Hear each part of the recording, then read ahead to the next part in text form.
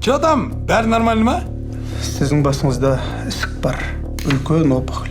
Сондықтан сіздің аз ғана өміріңіз қалды. Примерно 2 апта. Вообще емдеуге болмай ма?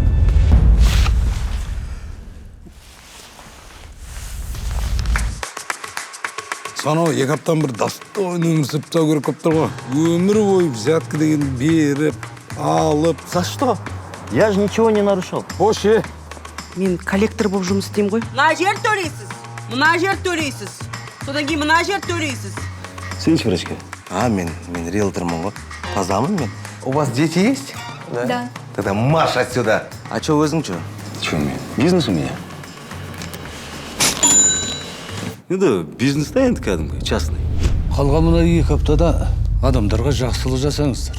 Жақсылық жасасаңыздар, өмірлеріңіз өзгереді.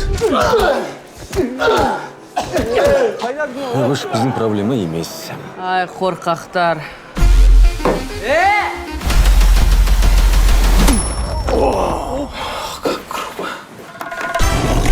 Ребят, спасибо вам, конечно, но вы мне никак не поможете.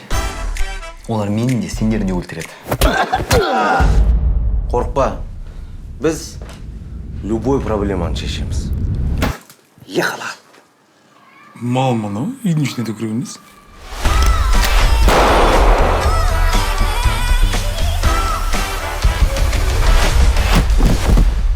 Білесіз ба?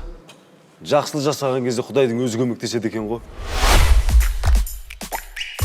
Какой ивент у вас? Похороны. Я умираю. В таком случае мы работаем по предоплате.